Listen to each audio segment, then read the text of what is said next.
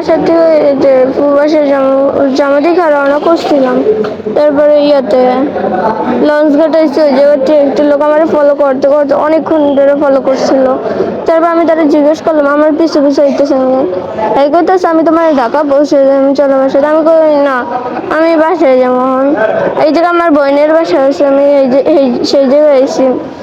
তারপর সে বললো মিথ্যে কথা কইতেছ কে?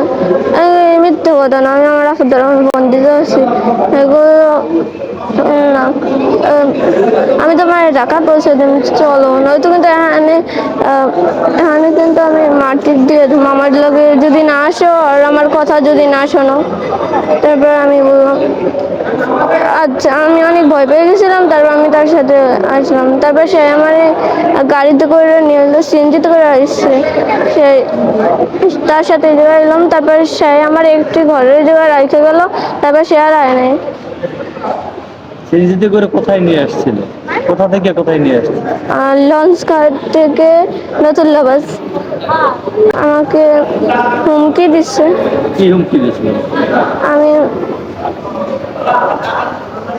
বললো আমি যা বলবো তাই শুনবি, যদি না শুনিস তাহলে এই জায়গায় তোর একদম মাটি দিয়ে দেব।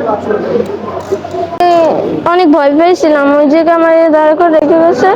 তারপর আমি ওই জায়গাতে অনেক কষ্ট করে আসছি। তারপর ওই জায়গাতে আসছে, তারপর ওইদিকে অনেক গোল ঘুরছি। তারপরে একটা লোকের কাছে ওই জায়গায় দাঁড়াচ্ছিলাম, সে আমার প্রশ্ন করছিল তুমি এই জায়গায় কেন আসছো? তারপর আমি বললাম আমি আসছি ঢাকা যাবো দেখা।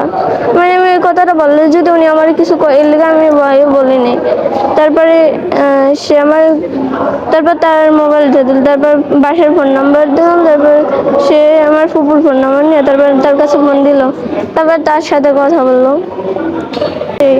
তারপর আরেকজন লোক এসে বললো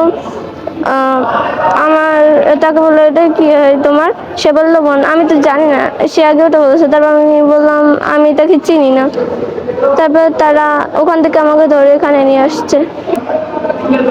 আমি পুকুর বাসায় জামুদি খাইছিলাম। তারপর আমার মত ঘুরে গেল। তারপর বললাম আবার বাসায় চলে এলাম। আমার মেয়েরে আমি মারছি, এই কারণে হে আগে পড়ছে। স্কুলে যায় না, তারপর মারছি। কালকেও যায় না, আবার আজকেও যায় না, শুধু এলেগেই আজকে মারছি। আমি মারছি ঘর কইছি যে তোর ফুবু ঢাকা থাকে, তাই তুই যায় কাজ পড়ালে না করলে তাই কাজ করি গিয়ে ভাত খা। হে জিদের ঠেলায় ও আগে পড়ছে।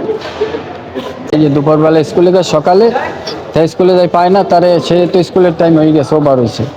কারণ তারা এই যে আমার কাছে এইমাত্র পুলিশে ফোন দিয়েছে যে আপনার ওপর ঠিকানা কথা। আমি কি সরকার নেওয়ানি তাকে আপনি শিগগিরই আপনি এখানে আসেন, আপনার মেয়ে নাতি হোক যাই হোক পাচারকারী হাতে পড়ছে, এটা চক্রের হাতে। কারণ সে তো নিয়ে যাওয়ার জন্য দাফাদাবি করতে আছে। তা আমরা তাদের হাত থেকে সহযোগিতা করি, আমাদের স্থানে তাদেরকে আমরা রাখছি। আপনি যে ব্যাপার আমার এই ঘন্টা দুই ধরে প্রায় সহযোগিতা করতে আছে তারা। আমি শিখি তাড়াতাড়ি তাদের কাছে চলে আইছি। তাদের দ্বারা আমার অনেক উপকার হয়েছে, ভালো উপকার।